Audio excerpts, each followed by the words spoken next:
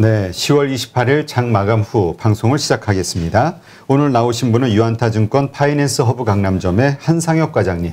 안녕하세요. 네, 안녕하세요. 네, 일단 오늘 반도체 분야가 오늘 괜찮은 것 같아요. 분위기가. 삼성전자 오늘 뭐 좀 올랐고 SK 하이닉스는 뭐 많이 올랐죠. 최근에 상당히 많이 올랐어요. 바닥 짚고. 네, 맞습니다. 지금 지난번에 SK 하이닉스 컨퍼런스 콜 한 이틀 전에 좀 있었는데 그때 내용이 좀 괜찮았어요. 어떤 내용이 있었냐면 적어도 더 이상 나빠지지는 않겠구나라는 좀 공감대가 좀 형성이 됐었고요. 이게 굉장히 좀 중요한데 왜냐하면 시장에서 항상 두려워했던 게 더 나빠질까 이 부분이 항상 두려웠는데 더 이상 나빠지지 않는다? 뭐 좋아지는 건 나중에 이다라고 치더라도 더 이상 나빠지지 않는다. 이 부분이 상당히 좀 시장에서는 중요했었고요. 원래 시장에서는 내년 2분기 또는 내년 연간 내내 좀 반도체 사이클이 좀 다운 사이클에 들어갈 거라고 예상을 했었거든요. 근데 하이닉스 측에서 아닌데 가격 빠져봤자 한 5% 정도 빠질 것 같은데 라고 얘기를 했어요. 그러다 보니까 그래? 생각보다 가격 많이 안 빠지네? 라고 좀 얘기가 나왔었고 그리고 뭐 시장에서 바라보던 내년도 수요 공급 그런 예상도 원래는 이제 시장에서는 공급 시장이 좀 우위가 될 것이다. 수요가 좀 부족할 것이다. 라는 좀 의견이 있었는데 하지만 이 역시 하이닉스에서는 아닌데 내년도에 수요가 좀 더 클 것 같은데 라고 좀 얘기를 하다 보니까 시장에서 생각하기에는 어라? 지금까지 우리가 생각했던 건 뭐지? 라고 이제 좀 얘기가 있었고 원래 이제 시장에서 얘기하는 게 다 그런 겁니다. 전망치거든요. 각 뭐 반도체 뭐 분석 사이트라든지 뭐 이런 쪽에서 이제 나오는 전망치를 가지고 전망을 하는 건데 실제로 이거를 영업을 뛰고 있고 이거를 반도체 사업을 하고 있는 삼성전자 그리고 하이닉스에서 반도체 시장 그렇게 나쁘지 않는데 라고 얘기하니까 그러면 우리가 잘못 생각했나? 라고 좀 이렇게 좀 봤던 부분들이 있고요. 그러면서 오늘 전반적으로 뭐 하이닉스는 뭐 며칠 전부터 좀 강하게 좀 올라왔었고 그렇죠. 삼성전자까지도 오늘 좀 강하게 좀 올라오는 모습을 보여주었습니다. 거기에 원래 올해 이제 수익률이 가장 안 좋은 섹터가 IT 그리고 자동차, 바이오 이쪽 1년 내내 안 좋았잖아요. 그렇죠. 그러다 보니까 이런 업종들은 흔히 말해서 빈집 상태예요. 그러니까 기간대 수급이 많이 없는 상태, 빈집 상태다 보니까 이게 상대적으로 수익률이 좋았던 그러니까 예를 들자면 2차 전지 섹터 같은 경우에는 이제 연말을 맞이해서 기관들이 이제 클로징 북에 보통 이제 들어가거든요. 이제 참고삼아 말씀을 드리지만 기관 쪽에서 연말에 클로징 북이 들어갈 때 12월에 들어가지 않습니다. 보통 10월 말에 거의 다 클로징 북이 들어가고 11월은 노는 경우가 많아요. 그리고 12월 같은 경우에는 내년도에 어떤 업종이 좋아지지 어떤 종목이 좋아지지 하고 스터디하는 구간이고요. 그러니까 지금은 기관 같은 경우에는 수익을 확정 짓고 나 이렇게 잘했어요 라고 하면서 연봉 협상에 들어가는 시기입니다. 그렇기 때문에 당연히 올해 내내 좋았던 섹터들 같은 경우에는 매도를 하면서 수익을 확정짓는 시기이기 때문에 좀 위에서 매물이 많죠. 차익 매도를 할 물량들이 좀 많고 거기에 이제 개인들도 마찬가지죠. 개인들 역시도 연말 되면 대주주 양도세 이슈가 있기 때문에 뭐 올라오면 아마 평가 금액이 한 10억 넘어가신 분도 많을 거예요. 한 종목에 대해서. 이런 분들은 올라오면 이제 차익 실현 해야 되겠다는 욕구가 많기 때문에 올해 내내 좀 올랐던 섹터에서는 계속적으로 매도 물량이 많기 때문에 무겁죠. 이쪽은 이제 점점 연말로 가면 갈수록 무거워질 수밖에 없고 반면에 IT 쪽은 기관 애들이 그동안 꽉꽉 채워놓지도 않은 섹터였고 개인들 역시도 이 섹터에서 돈을 벌지 못했어요. 이 얘기는 뭐냐면 위에 매도 물량이 적다라는 거예요. 연말 시즌을 가면 갈수록 뭔가 나와야 되는 물량 이런 것들이 상대적으로 적다는 얘기죠. 같은 돈 100억을 사더라도 위에서 때리는 매도 물량이 없으니까 상대적으로 쉽게 올라올 수가 있었던 거죠. 그래서 반도체 쪽은 이런 흐름이 좀 이어지지 않았나라고 좀 보고 있고요. 또한 이제 전반적으로 또 AMD에서 이제 얘기한 게 뭐냐면 AMD CEO가 그 얘기를 했어요. 우리는 인텔과 다르게 서버 쪽 좀 상황이 좋은 것 같다. 인텔에서는 좀 이번에 실적 발표하면서 실망감을 일으키면서 뭐 한 12% 13% 빠졌잖아요. 근데 그렇죠. AMD에서는 전혀 다른 말을 했거든요. 지금 우리는 괜찮은 것 같은데 라고 얘기를 하다 보니까 오늘 전반적으로 반도체 섹터 굉장히 좋았습니다. 근데 또 이렇게 반도체 쪽에 아무래도 전자닉스가 이렇게 날아가잖아요. 그러면 다른 섹터가 다 죽어갑니다. 오늘 딱 그랬어요. 전자닉스가 날아가니까 그동안 시장을 좀 이끌었던 뭐 2차 전지라든지 뭐 게임주라든지 미디어라든지 이런 쪽이 다 힘이 빠지는 모습을 보였어요. 그러면서 오늘은 진짜 반도체만 올랐다라고 좀 할 수가 있을 것 같습니다. 네, 참 이 부침을 이렇게 지켜보면은 정말 세상이 다 끝날 것 같은 아주 비관론이 이렇게 나오고 불과 한두 달도 안 돼가지고 또 다른 상황이 벌어지고 하는 거 보면은 참 우리가 그 노이즈를 조심해야 되는 게 아닌가 그런 생각이 들 때도 있어요. 그러니까 개인 투자자분들도 그렇고 저도 투자를 하는 입장에서 굉장히 힘들어요. 지금 시장 보면 쏠림 현상이 굉장히 심하잖아요. 그렇죠. 지금 그러니까 뭐 어제까지만 해도 뭐 미디어, 엔터, 뭐 게임, 와 이쪽이 진짜 주구장창 갈 것 같은 분위기를 연출하고 솔직히 어제만 해도 반도체는 쳐다도 안 봤거든요. 그렇죠. 네. 하이닉스면 왜 이렇게 오르지? 이 정도였지. 그렇죠. 반도체 전반적으로 야 요거는 언제 올라오지? 이거 어떻게 해야 되지라는 생각을 하고 있었는데 이게 오늘 하루 만에 상황이 완전 바뀌어 버렸습니다. 지금은 게임주라든지 미디어 엔터 이렇게 어제까지 올라왔던 섹터는 계속 매도가 나오는 분위기고 이제 차익 실현하자 뭐 이런 분위기고 야 이제 반도체가 가보자 또 이런 분위기가 좀 연출이 됐거든요. 그러니까 이 개인 투자자들 이게 생각의 전환을 휙휙 요구받는 시장이에요, 지금. 굉장히 머리가 말랑말랑하게 유연하게 되어 있어가지고 뭔가 좀 이렇게 상황 변화에 되게 적극적으로 대처를 해야지 수익을 좀 얻을 수 있지. 어제까지의 사고방식을 오늘까지 이어간다라고 하면 지금 시장 아마 대처하기 좀 힘드실 거예요. 네. 하여튼 그런 면에서 시장은 더 어려워졌다. 이렇게 봐야 될 것 같은데 일단, 보통 이렇게 대형주 앞단이 나가면은 뒷단 이 중소형주들 뭐 반도체 장비라든가 소재주 이런 것들의 상승폭은 어떻게 되나요? 더 크죠. 더 크죠? 일반적으로 더 크죠. 일반적으로. 일반적으로 더 크고. 근데 기관 쪽에서는 이제 일반적으로 이렇게 반도체 쪽이 좀 올라오면 제일 쉬운 건 일단 전자닉스부터 바꿔봐요. 일단 전자닉스를 박는데 전자닉스를 기관 수급이 몰릴 때 무겁죠, 이쪽은. 만약에 뭐 몇십 조짜리, 뭐 80조, 90조짜리에 100억을 산다 해도 그게 뭐 얼마나 티가 나겠습니까? 근데 1000억짜리 100억 산다고 생각을 해보세요. 그러면 거의 호가가 확 변할 거 아니에요? 그렇기 때문에 호가의 변동과 주가의 변동성은 당연히 중소형주 쪽에서 크게 나타날 수밖에 없는 부분인 거고요. 지금 그리고 뭐 중소형주, 뭐 반도체 소부장 쪽 본다라고 하면 최근에 또 이슈가 하나 있어요. 이쪽은. 뭔 이슈가 있냐면 인텔에서 드디어 새로운 CPU 엘더레이크가 이제 공개를 합니다. 공개를 했고 이제 지금 예상으로는 11월 4일 이때 출시를 한다라고 좀 되어 있거든요. 이 엘더레이크는 그러니까 그냥 DDR5를 염두에 두고 만든 CPU입니다. 그러니까 지금 메모리 쪽은 이제 DDR4인데 새로운 CPU가 나온다라고 하면 DDR5를 쓸 수밖에 없어요. 그렇다라고 하면 4분기 쪽부터 서버 쪽으로는 이제 그런 새로운 CPU가 도입이 시작이 될 건데 그동안 반도체 업황에 대한 우려 중에 하나가 고객사들이 주문을 늘리지는 않는다. 도대체 그렇죠. 주문 넣지는 않는다. 이게 항상 우려였거든요. 한번 생각을 한번 해보면 이게 DDR5라는 새로운 신제품이 나온다라고 했을 때 그럼 당연히 DDR4 쪽의 주문은 줄어들 수밖에 없습니다. 지금 뭐 새로운 신제품을 사지 DDR4는 좀 나중에 살 거 아니에요. 그리고 DDR5는 DDR4보다 데이터 처리 속도도 2배 가까이 빠르다라고 하고 이게 더욱더 중요한 거는 전력 소모를 한 30% 정도 줄일 수 있다라고 하거든요. 이거는 굉장히 의미가 있는 건데 전력 소모를 이만큼 줄일 수 있다는 얘기는 전기를 그만큼 덜 쓴다라는 거죠.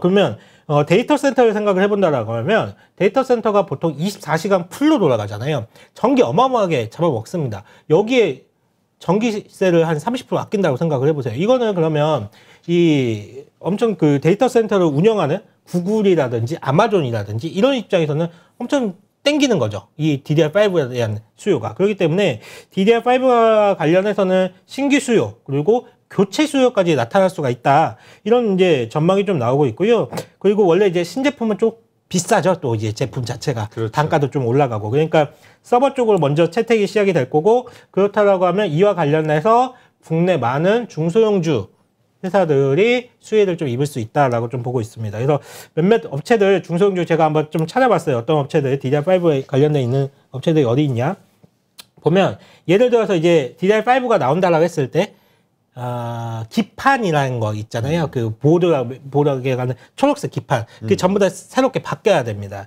이걸 만드는 애들이 이제 심텍. 심텍. 네, 코리아 서키트, 대덕전자, TLB, 뭐 아비코전자 이 정도가 수혜를 입을 수가 있을 것 같고요.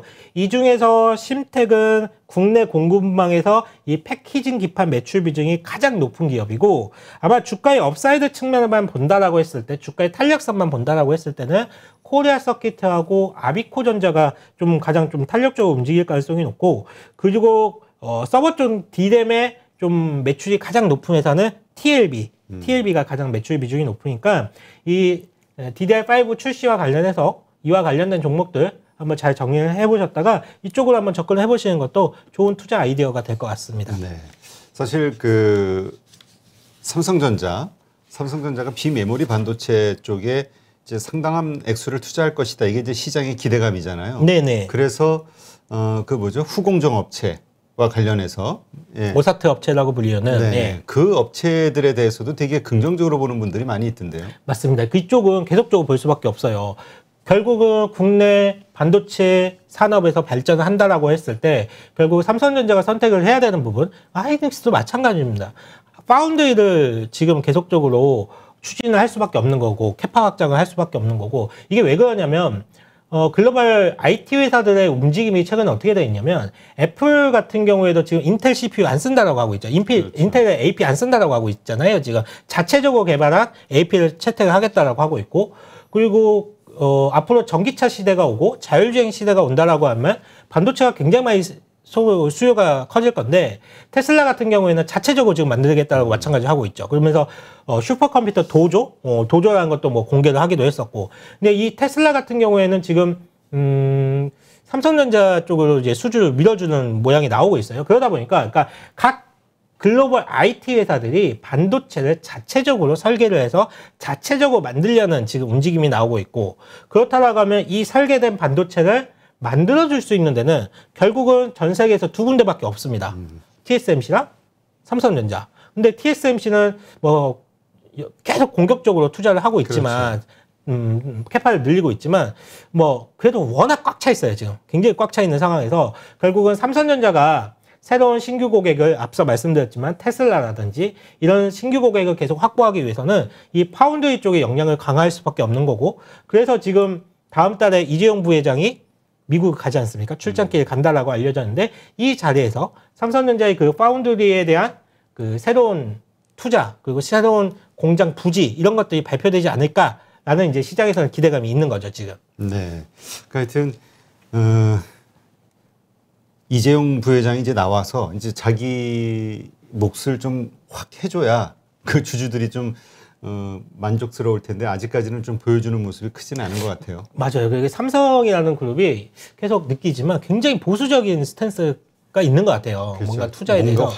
확인하고. 네. 근데 또 다른 각도에서는 그렇게 보더라고. 미국에서 그렇게 최대한 얻을 거 다 얻어내면서 협상하면서 끈질기게 천천히 할수록 더 좋은 거다. 많이 얻어낼 수 있다. 이런 얘기 하시는 분도 있긴 하더라고요. 이거는 긍정적으로 너무 해석한다. 근데 삼성의 문화가 진짜 돌다리도 두들겨보고 가자라는 문화인 것 같아요. 이번에 SDI가 이제 스텔란티스하고든지 미국 쪽에 이제 진출하는 거 이런 거 본다라고 하더라도 진짜 몇 달째 거의 나온다 했는데도 이 규모 자체가 굉장히 처음에 예상했던 규모하고 줄여서 나왔잖아요. 이런 거 본다고 하더라도 왜 배터리 분야의 삼성 SDI는 저렇게 소극적으로 대처를 하지라고 했을 때 아마 뭐 중국이라든지 뭐 예전에 기억이 삼성에서는 어떤 기억이 있었냐면 예전에 LCD가 중국에서 그 저가 공세를 하면서 삼성이라든지 국내 그 패널 업체들 같은 경우에는 빨리 OLED로 더 앞선 기술로 넘어갔단 말이에요. LCD 다 버리고.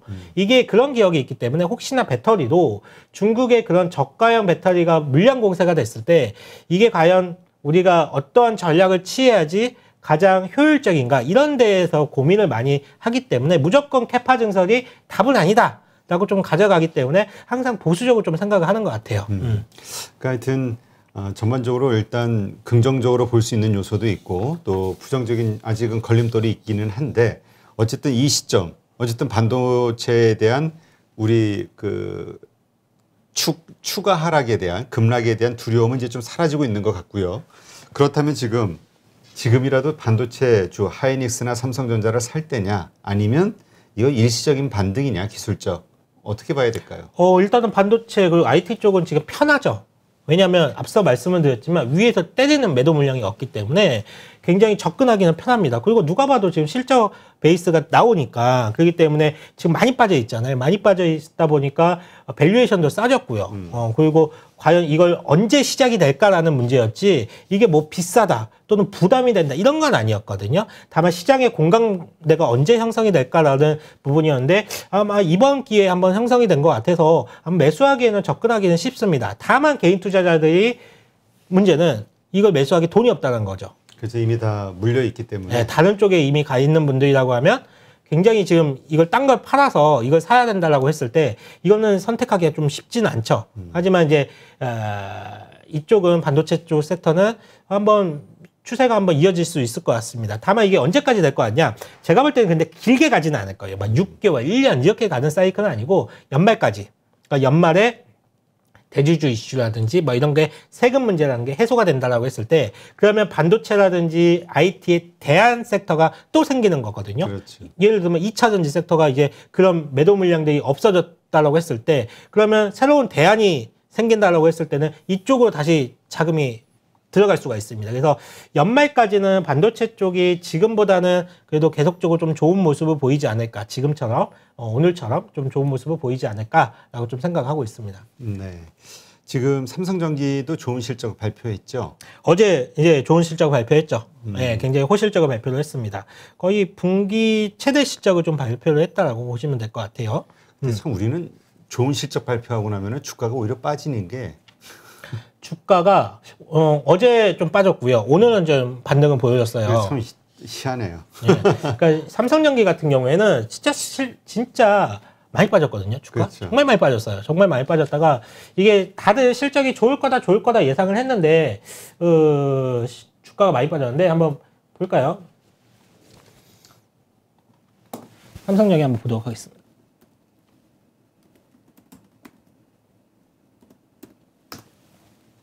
야, 많이 빠졌네. 이거 오늘 반등만 빼고 놓고 본다라고 하면 이렇게 많이 빠져 있는 상황이었거든요. 정말 많이 빠진 상황이었어요. 그러니까 삼성전기는 와 이게 실적이 그동안 컨센서스가 계속적으로 시장의 컨센서스가 올라오고 있었습니다. 그럼에도 불구하고 주가가 이렇게 많이 빠졌었는데 이게 왜 빠졌나라고 하면 아무래도 중국이었죠. 중국의 전력난 때문에 이 부품 공급이라든지 이런 게 원활히 되지 않으면서 또는 다른 IT 수요가 감소가 되니까 상대 이제 이쪽에도 마찬가지로 영향을 받으면서 수요 감소의 영향으로 물론 3분기는 좋은데 4분기가 좀 아리송한데라는 그런 심리가 있었기 때문에 그런 예측이 있었기 때문에 주가가 이렇게 계속적으로 좀 한 달 내내 좀 안 좋았습니다. 그러다가 이제 어제 실적 발표를 했고요. 어제 실적 발표를 했음에도 불구하고 주가가 이렇게 빠졌죠.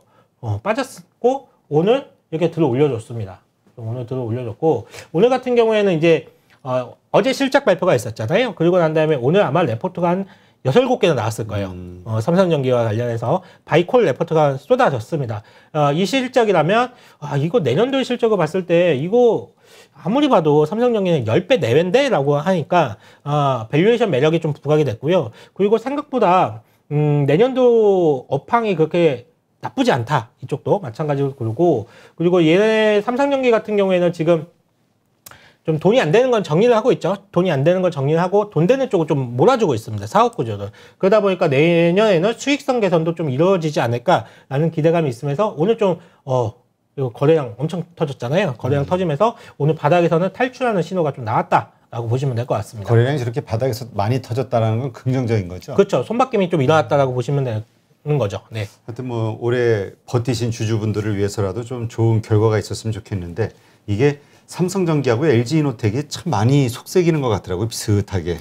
이게 왜 그러냐면 삼성전기도 그렇고 LG이노텍도 그렇고 이 종목은 좋은 거라는 건 다들 알아요. 뭐 실적도 나쁘지 않고 앞으로 뭐 카메라라든지 뭐 MLCC라든지 이런 쪽의 기판이라든지 이런 쪽으로 상당히 좋다라는 건 다 아는데 주가가 너무 무겁고 상당히 힘들게 하고 그리고 이런 쪽은 글로벌 매크로 환경의 영향을 너무 많이 받아요. 그러니까 뭐 앞서 말씀드렸지만 중국의 전력난 이런 것들이 삼성전기라든지 LG이노텍한테 타격을 주거든요. 그렇죠. 네. 그러니까 기업은 열심히 자기 일을 잘하고 있는데 외부에서 자꾸만 뒤통수를 때리는 거예요. 그러다 보니까 주가가 상당히 좀 부침이 좋은데 이번 기회에 진짜 시원하게 털고 한번 갔으면 좋겠습니다. 네, 네, 알겠습니다. 하여튼 오늘 그 기분이 좋으신 주주분들도 있겠지만 또 이게 오르면서 이제 다른 쪽 빠진 섹터, 다른 주식의 주주들은 또 이제 침울한 하루가 됐겠죠. 그러니까 참 이게 참 모두가 만족할 수 있는 그런 시장은 만들어질 수가 없으니 어쨌건 좋은 주식, 좋은 종목을 잘 선택해서 가지고 있어야 되는 예, 또 변동성을 대비해서도 네, 그런 시장이 아닌가 다시 한번 생각해 봅니다. 다행히 반도체주 삼성전자, SK하이닉스 반등은 했습니다만 어쨌건 전체적으로 지수의 모습은 그렇게 좋지는 않잖아요. 네. 네. 많은 분들이 걱정하는 게 아무리 주식이 좋아도 개별 종목이 좋아도 시장이 무너지면 안 된다. 맞습니다. 다 망가진다. 이런 생각인데 어떻습니까? 시장. 사실 테이퍼링을 앞두고 좀 급락을 두려워하는 분들도 있잖아요. 그렇죠. 뭐 시장 상황만 놓고 본다라고 하면 썩 좋은 시장은 아니죠. 막 이게 막 지수가 3,300을 간다, 뭐 3,400을 간다 이렇게 추세가 이어지는 시장은 아니기 때문에. 근데 이게 왜 이게 그러냐면 또 상대적으로 미국은 그 어제까지만 해도 계속 신고가를 좀 보여주면서 굉장히 견조한 모습을 보여주었는데 이 우리나라 시장은 진짜 힘없는 모습을 계속 보여주니까 아마 분통 터지시는 분들 많을 거예요. 내가 이러려고 한국에서 주식 투자하나 이거 전 세계 악재는 다 반영하는 시장인가 우리는 막 이런 얘기들 많이들 하시는데요. 일단은 미국하고 우리 한국하고 좀 차별점을 지금 이렇게 주가에 대한 방향성 자체도 그렇고 힘 자체도 차이점을 보이는 이유가 첫 번째 인플레이션 때문에 그렇습니다. 인플레이션 때문에 인플레이션을 대처하는 자세가 미국하고 한국하고 좀 달라요. 그러니까 어떤 의미가 있냐면 미국 같은 경우는요 제품에 대한 최종 소비국이 미국이고요. 그렇죠. 한국 같은 경우에는 중간재를 수출하는 국가들이거든요. 그러니까 원재료를 수입을 해서 우리가 중간재 반도체라든지 이런 부품을 잘 만들어서 이걸 중국에 수출하죠. 중국에서는 이걸 가지고 완제품을 만들어서 미국으로 수출하면 미국에서는 최종적으로 소비를 하죠.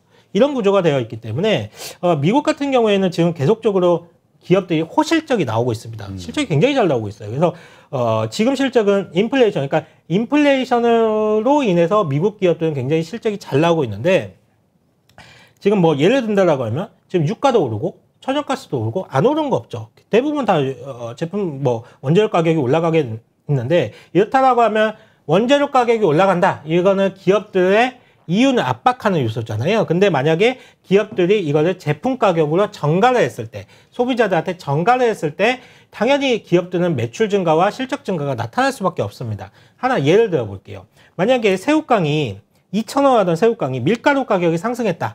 이래가지고 한 3,000원 올랐다라고 쳐요. 근데 소비자들이 이 3,000원을 그냥 돈을 내고 그냥 구매를 한다라고 했을 때 이 기업의 매출은 당연히 증가를 합니다. 2,000원에 10개 팔렸던 2만 원의 매출이 3,000원에 10개를 팔면 당연히 매출은 3만 원은 증가하니까 당연히 매출은 증가할 수밖에 없고 만약에 영업이익률 역시도 한 10%씩 꼬박꼬박 냈던 회사라고 치면 2만 원의 영업이익률이 10%가 나면 뭐 2,000원씩 벌던 회사가 만약에 3만 원이 됐을 때 10%를 벌면 3,000원을 벌게 되잖아요. 그러다 보니까 이익도 증가하고 매출도 증가하니까 전체적으로 봤을 때 실적이 증가하는구나 라고 하니까 주가가 올라가게 되어 있어요. 근데 문제는 소비자들이 이를 구매할 수 있는 충분한 구매력이 되는가 제품 가격이 계속 올라가는데 이걸 계속 구매할 수는 없는 거고 이걸 소화할 수 있는 능력이 되는가라고 했을 때 미국의 소비자들은 지금 이걸 봤을 때 충분히 감내가 가능한 것 같습니다. 지금 상황만 본다라고 하면 이거 뭘 보면 알 수 있냐면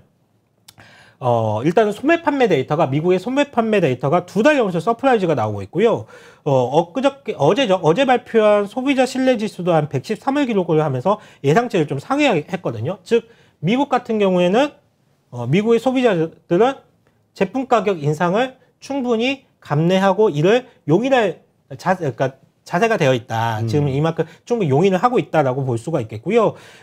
이 같은 현상은 지난 팬데믹 때 정부에서 현금을 어마어마하게 풀어줬잖아요. 현금을 풀면서 그동안 저축률이 좀 많이 늘었고요. 그러니까 저축이 많이 되다 보니까 충분히 소비할 수 있는 게 되는 거고 그리고 임금도 많이 올랐고 그리고 이번에 연금도 한 5% 정도 올려졌습니다. 그러니까 전체적으로 가처분 소득이 다 올라갔어요. 그러니까 제품 가격이 어느 정도 인상되는 거는 소비하는 데에서 전혀 문제 없이 잘 소화를 하다 보니까 기업들의 실적도 증가하고 이런 것들이 전체적으로 미국의 주가 상승을 일으키고 있다 라고 보시면 될 것 같고 우리나라 같은 경우에는 제품 그 원재료비의 가격 상승을 전가를 시켜줘야 되는데 지금 뭐 대부분의 수출을 중국으로 하고 있잖아요. 근데 중국에서는 가격 통제를 하고 있어요.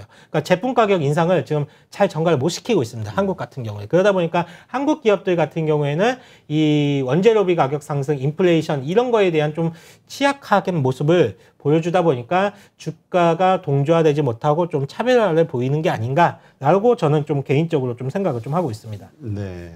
자, 그렇다면 이렇게 약한 모습 언제까지 이어질까? 테이퍼링 지나면 오히려 좀 시장이 불확실성 제거로 확 좀 좋아질 수도 있다. 이렇게 보는 분들도 있긴 하더라고요.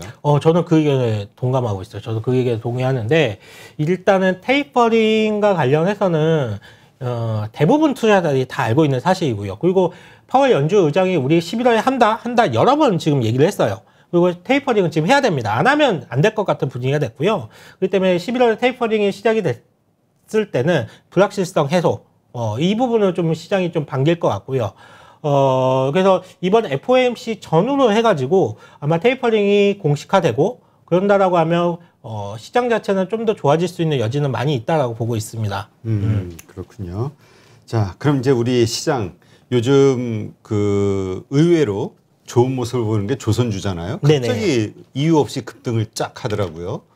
이유가 뭘까요? 일단 조선주 같은 경우는요. 이 사진 하나 보여드릴게요. 이 사진 하나만 보면 설명이 될 것 같은데 이 신조선가하고 중고선가 가격 추이를 나타낸 그림입니다. 보시면 2021년 1월부터 해가지고 지금 계속 올랐거든요. 이 말은 연초부터 신조선가는 계속 올랐습니다. 주가만 빠지는 상황이었고 신조선가라는 거는 결국 배 가격 새로운 세배에 대한 가격인데 이게 가격이 계속 올랐어요. 근데 왜 주가가 안 올랐을까? 그 이유는 이제 후판 때문이죠. 후판 가격. 그러니까 후판은 이제 배를 만들 때 들어가는 이 후판 가격 때문에 주가가 못 올랐는데 이제 보통 후판 가격 협상을 반기에 한 번씩 합니다. 반기에 한 번씩 하는데 철강 회사들 같은 경우에는 이번에 철광석 가격이 너무 많이 오르다 보니까 철광석 가격이 올랐으니 후판 가격을 올려야 된다라고 주장을 했고 조선사들 같은 경우에는 최대한 올리기가 싫죠. 그러니까 최대한 안 올리려고 했고 근데 지난번 철강 회사와의 협상에서 철강 회사들 의견을 받아들여 줬습니다. 그래서 후판 가격을 엄청 올렸거든요. 엄청 올리다 보니까 이게 조선주들 입장에서 본다라고 원가가 올라가는 거예요. 그렇죠. 후판 가격이 올라갔을 때 보통 배가 주문이 들어오면 그때 돈을 받는 게 아니라 배를 인도하고 배를 다 만들어서 그때 돈을 받습니다. 그런데 원재료 가격이 이렇게 인상이 돼버린다라고 하면 만약에 배 한 척을 만약에 100억에 주문을 했다라고 해요. 계약을 맺었다라고 해요. 근데 이 100억은 돈을 이제 배를 다 만들고 이게 받아야 될 돈인데 2, 3년 뒤에 받는 거죠. 그러니까. 근데 그 사이에 원가가 오르면 조선사 입장에서는 이를 전부 다 비용 처리를 해야 됩니다. 그렇기 때문에 지금 조선사들 같은 경우에는 수주는 엄청 받았다라고 하는데 대부분 다 적자죠. 왜냐하면 이런 원재료비 가격 상승을 지금 반영을 해야 되기 때문에 지금 대부분 다 적자로 나오는 부분이 이렇게 이해를 하시면 될 것 같고요. 그리고 최근에 해운사들 같은 경우에는 물동량이 주문이 넘쳐나니까 처음에는 운임을 올렸죠. HMN 같은 경우는 주가가 굉장히 많이 올랐잖아요. 해운사들 같은 경우는 운임을 좀 올리는 부분이 많았는데 그래도 안 되니까 이제 중고배를 찾기 시작을 했죠. 운임을 올렸는데도 안 되니까 야 그러면 중고배라도 좀 찾아와봐. 그래서 중고배를 찾다 보니까 보시면 중고성가가 지금 최근에 많이 올랐죠. 그렇죠. 중고성가가 좀 많이 올랐고 이래도 안 되니까 세배 그러니까 새로운 배를 주문을 넣기 시작을 했습니다. 그러다 보니까 당연히 신조선가도 뛸 수밖에 없는 거고 조선사들의 수준은 굉장히 많이 증가할 수밖에 없었습니다. 그래서 이제는 조선사들 같은 경우에는 새로운 계약을 할 때 이렇게 올라온 후판 가격의 상승 이런 것을 다 반영을 해서 조선사들은 계약을 하기 때문에 지금부터는 조선사들 같은 경우에는 상승 사이클이 좀 시작이 되었다라고 저는 개인적으로 좀 생각을 하고 있고 근데 이제 이 조선 업종은 진짜 무겁습니다. 굉장히 무거운 업종이기 때문에 지금 사서 내년에 판다라는 생각을 한다라고 하면 물릴 것 같진 않아요. 물릴 것 같진 않고 장기 투자로 먹는다라고는 보고 있는데 만약에 개인 투자자들 입장에서 2차 전지, 수소, 메타버스 이런 거에 익숙했던 투자자라면 조선업종 굉장히 답답하실 거예요. 그렇죠. 이거. 빠른 어떤 상승세를 기대하고 트레이딩 관점으로 딱 접근했을 텐데 그게 안 되면 이제 답답한 거죠. 예, 답답하고 이거 진짜 이거 빨리 팔아버리고 싶고 이러실 거예요. 근데 정말 중장기 투자 하시는 분들이라면 조선업종 진짜 나쁘지 않습니다. 그리고 조선업종 아까 이 그림 하나로 다 설명이 돼요. 이 가격이 이렇게 많이 올라가고 있고 수주량이 정말 많이 증가하고 있거든요. 수주가 몰려들고 있다라고 하면 뭐 실적이야 뻔하지 않겠습니까? P 곱하기 Q인데 실적은 굉장히 좋아질 수밖에 없는 거고 그동안 후판 가격 상승 때문에 비용 떨구면서 적자폭이 컸다라고 하면 이제부터는 정말 달라지는 조선 주들의 실적을 볼 수가 있기 때문에 조선주들 정말 내년들 본다라고 했을 때 투자의 관점으로 굉장히 좋은 섹터라고 보고 있습니다. 그렇군요. 자, 하여튼 뭐 분명한 거는 상승하는 데는 또 이유가 있는 거니까. 네. 자, 그동안 이제 정말 강한 흐름을 보였던 게임주, 엔터주, 오늘 이제 낙폭이 컸죠. 이게 이제 아까 말씀하신 대로 반도체, 하이닉스 이런 쪽으로 이제 자금이 몰리면서 일어난 현상이라고도 볼 수 있는데 이게 어떻게 오늘 하루에 국한된 것이냐 아니면 이게 그냥 부러진 것이냐 이것을 잘 판단하지 않으면 되게 또 곤란해질 분들이 많을 것 같아요. 이쪽 뭐 엔터, 뭐 게임주들 이쪽은 부러져서 추세 끝 이거는 아니라고 보고 있습니다. 이거 조정을 받고 이쁜 조정을 받고 다시 올라갈 거라고 보고 있는데 이쪽 섹터는 지금 NFT 그러니까 대체 불가능한 토큰 이게 지금 붙으면서 새로운 산업을 완전히 패러다임을 열었어요. 그렇기 때문에 특히 게임주들 같은 경우에는 정말 이 NFT 개념이 들어오면서 이전의 게임과 이후의 게임이 완전 달라질 것 같아요. 지금 본다라고 하면 이 NFT를 이용해서 캐릭터와 아이템을 고유화시키고 예전에는 게임을 한다라는 거는 돈을 썼다라고 하죠. 아이템을 구매하고 이거를 하는데 뭐 한 달에 뭐 아이템 구매하는 비용만 1,000만 원이 들고 해서 돈을 썼다라는 개념에서 지금은 게임사들이 돈을 지금 게임을 하면서 돈을 번다라는 입장은 완전 바뀌었잖아요. 그래서 P2E라는 개념이 들어오기 시작을 했잖아요. 그러면서 이제 그런 모습을 위메이드가 비즈니스를 보여주었고 앞으로는 이 NFT라는 게 도입된 게임사들은 정말 새로운 분야거든요. 블루오션 시장이거든요. 정말 깨끗하고 아무도 진출하지 않았던 이제 시작하는 초창기의 시장이기 때문에 여기서는 정말 기회가 많을 거라고 보고 있습니다. 그리고 이 NFT라는 개념 자체가 지금 또 적극적으로 도입하는 섹터가 업종이 바로 엔터 산업이죠. 엔터 산업 같은 경우에도 NFT 산업을 적극적으로 좀 도입을 하고 있는데 이런 거죠. 그러니까 방탄소년단의 물건과 앨범 같은 거에 NFT 토큰 하나 딱 붙이면 진짜 희소성이 생긴 거죠. 전 세계에서 유일한 희소성이 생기면서 여기에 값을 매기려고 하는 팬들이 정말 많습니다. 그러다 보니까 이게 굿즈라고 하죠. 굿즈를 판매하는 새로운 매출처가 생기기 때문에 엔터 산업 같은 경우에는 앞으로 정말 다양한 매출, 그러니까 온라인 매출, 메타버스와 관련된 매출, 거기에 위드 코로나가 들어가면 오프라인 콘서트 다시 시작할 거죠. 그 매출 다시 또 올라올 거고 이 NFT와 관련해서 굿즈 매출까지 증가한다는 그림을 봤을 때 엔터 산업 같은 경우에도 여기서 끝이라고 보고 있지는 않습니다. 그래서 적절히 조정을 받고 많이 올랐잖아요. 많이 올랐기 때문에 이번 기회에 조정을 받고 다시 한번 갈 수 있다라고 좀 보고 있습니다. 네. 하여튼 오늘 깜짝 놀라신 분들이 많을 텐데 왜냐하면 또 고점에 이거 더 오를 거라고 믿고 이제 들어가신 분들이 의외로 많이 있거든요. 어제 그제. 하여튼 그런 분들이 너무 큰 피해를 보지 않는 그런 상황이 나왔으면 좋겠네요. 그렇죠. 당분간은 뭐 반도체 쪽이 오늘처럼 이렇게 강한 모습을 보인다라고 했을 때는 대안이 있을 때 시장에서 대안이 생겼을 때는 그쪽으로 돈이 쏠리거든요. 근데 이쪽도 반도체 쪽도 뭐 계속 오를 수는 없을 거잖아요. 그러면 반도체도 쉬어가는 타이밍이 나올 것이고 그렇다라고 하면 오늘 하락했던 게임주라든지 엔터주 쪽에서는 그때 또 반등이 나올 수가 있습니다. 그렇기 때문에 만약에 뭐 어제 사셔가지고 딱 물리셨다라는 분들이 계신다라고 하면 뭐 실망하지 마시고요. 추가 매수 타이밍을 한번 노려보시는 것도 굉장히 좋을 거라고 보고 있습니다. 지금 오늘은 이제 하이닉스 뭐 이런 거겠지만 또 다른 대형주가 나올 수도 있잖아요. 그럼 또 같은 비슷한 상황이 벌어질 수도 있지 않을까요? 자동차가 됐든 현대차가 됐든 포스코가 됐든 네, 이런 식으로 다른 쪽에서도 나오게 되고 그쪽으로 대형주 쪽으로 매기가 쏠리면 또 이런 상황이 벌어질 수 있지 않을까? 그렇죠. 일단은 뭐 시간은 뭐 길어질 수는 있겠죠. 그렇다라고 하면 뭐 내일 반등 나올 게 일주일 뒤에 반등이 나온다든지 좀 시간은 길어질 수가 있겠지만 우리가 주식 투자를 매일같이 사고팔고 하지는 않잖아요. 결국은 돈의 흐름이라는 것은 새로운 성장과 그리고 고성장이라는 것을 찾아 들어올 수밖에 없기 때문에, 그리고 이 NFT와 결합된 엔터주와 게임주도는 진짜 모르겠어요. 이 잠재력이 어디까지 봐야 될지 모르기 때문에 이 돈의 흐름들은 다시 들어올 거라고 보고 있습니다. 예. 네. 지금 이 대형주들에 대한 기대감 가질 만한 이유로 환율을 꼽는 분도 있더라고요. 환율이 좀 빠지고 있죠. 아니 그게 아니라 1180 지금 그 많이 다루지 않고 그냥 외국인이 환율 때문에 그냥 빠져나간다 이런 얘기만 주로 하는데 기업들의 이익이 수출 쪽에 지금 엄청나다.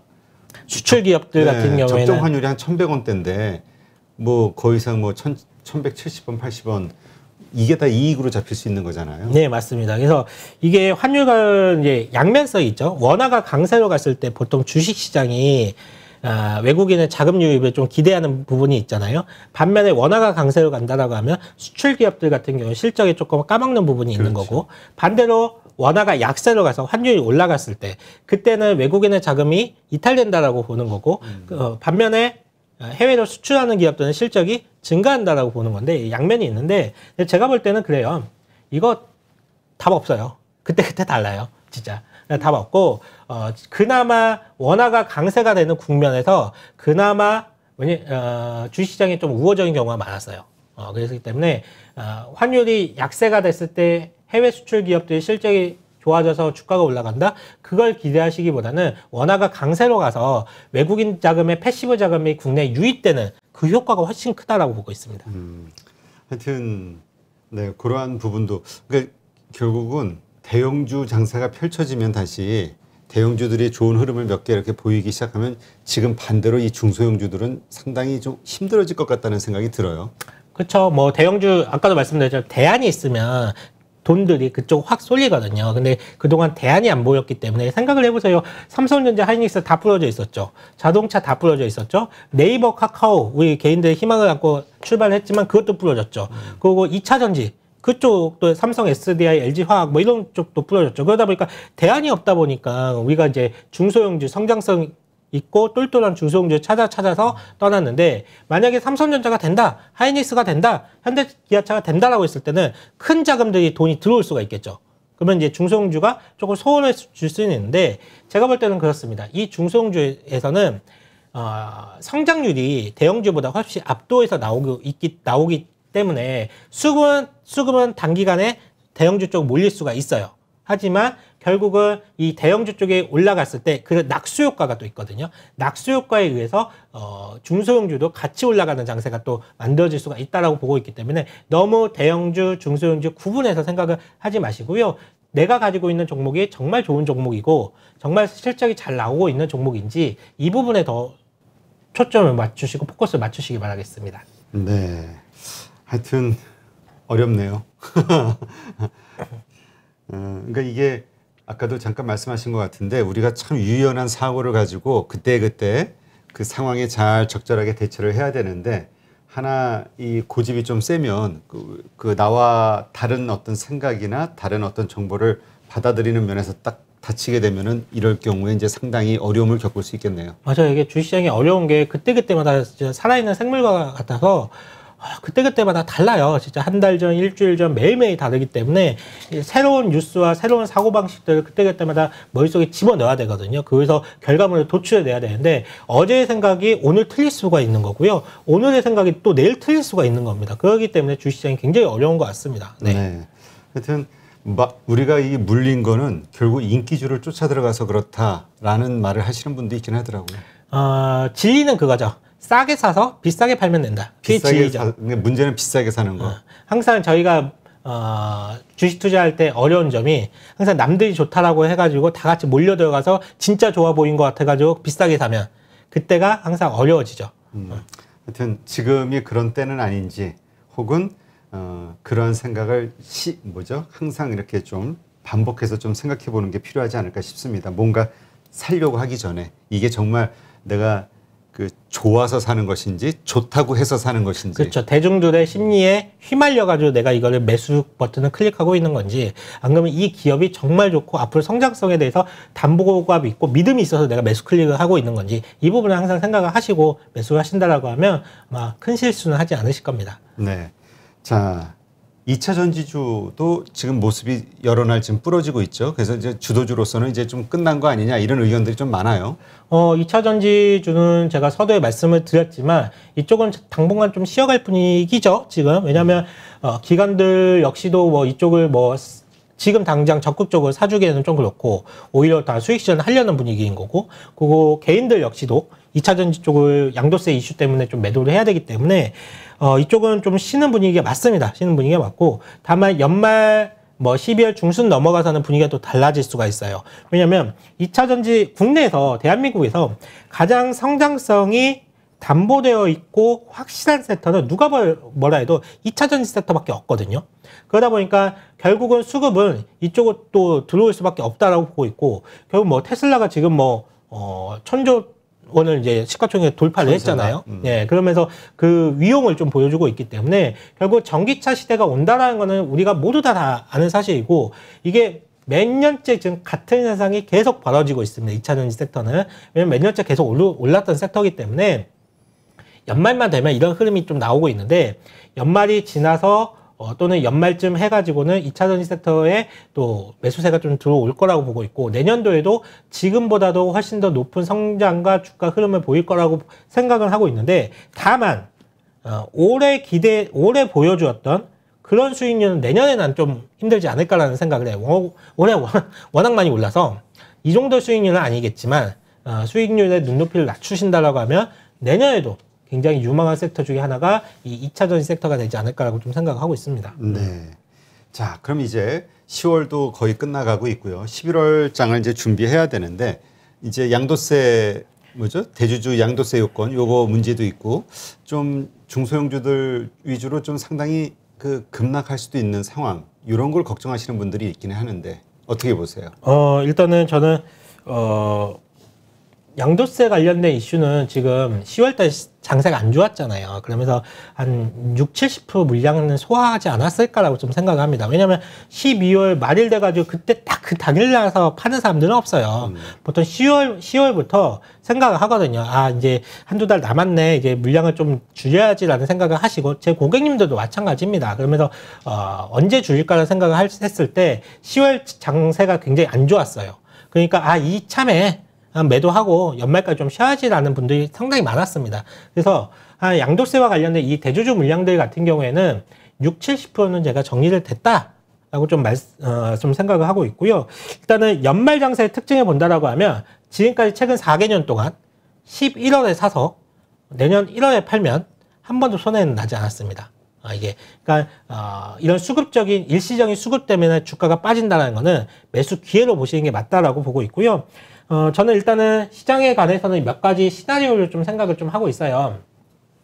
어떤 시나리오를 생각을 하고 있냐면 한 3가지 정도 시나리오를 좀 생각을 하고 있거든요. 그러니까 다음 주 11월부터 시작을 해서 연말까지 시장 한 2달 정도 남은 시장까지 해서 한 3가지 정도 시나리오를 보고 있는데, 첫 번째로는 지수가 지금 올라오고 있죠. 올라오고 있는데 이때 갭자리 있잖아요. 이때가 한 3,100이에요. 이게 지금 한번 하락을 하고 난 다음에 자연스럽게 올라오는 과정 속에서 3,100 이 갭자리까지 한번 트라이를 하고, 또는 조금 더 올라온다라고 하면 이런 3,120포인트 이 정도까지 올라오지 않을까. 이게 첫 번째 시나리오고요. 그러면 3,120을 뛰어넘고 3,200, 3,300 이렇게 가겠느냐, 이건 조금 힘들다라고 보고 있습니다. 왜냐면 워낙 매크로 환경 자체가 인플레이션이다, 중국의 경기 둔화 움직임이다, 뭐 이런 매크로 환경 자체가 불확실하기 때문에 3,200, 3,300까지는 가는 건 힘들지만 자연스럽게 반등이 오면서 이 갭은 한번 메워주지 않을까. 그러니까 3,100, 3,120 이 정도까지는 메워주지 않을까라는 첫 번째 시나리오를 좀 생각을 하고 있고요. 그렇다라고 하면 만약에 주가 지수가 3,100에 가까워지면 가까워질수록 우리가 이때는 비중을 조금 축소하고 그렇죠. 현금 확보를 하는 게 좋을 것 같고요. 두 번째 시나리오는 쌍바닥에 대한 가능성이죠.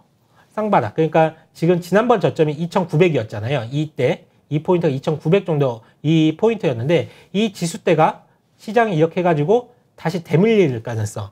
이 대밀리는 거는 어떤 걸로 생각을 해볼 수가 있냐면, 말씀을 하셨지만 뭐 테이퍼링 이슈가 불거지면서 지수가 밀릴 수도 있는 거예요. 시장은 다 알고 있지만 그럼에도 불구하고 테이퍼링 이슈가 불거져서 전저점까지 밀린다든지 또는 뭐 헝다 이슈라든지 뭐 이런 중국의 부동산 문제 뭐 이런 것들이 다시 한번 불거지면서 이게 지수가 다시 쌍바닥을 확인하지 않을까. 다만 이때는 우리가 다 알고 있는 재료에 의해서 주가가 빠진다라고 하면 이 2,900포인트에서는 반등을 보일 거라고 보고 있습니다. 그러니까 W자 반등이 나올 거라고 보고 있는데, 왜냐면 이 악재의 크기 자체가 우리가 너무나 잘 익숙한 악재이기 때문에 전저점에서는 분명히 반등이 나온다라고 보고 있습니다. 그래서 만약에 테이퍼링, 뭐 헝다 이슈 또는 뭐 유가가 100불이 넘었다, 인플레이션이 뭐 심해진다, 뭐 이런 이슈 때문에 주가가 밀린다라고 했을 때는 이 2,900 언저리에서는 비중을 확대할 생각을 갖고 있고요. 주식을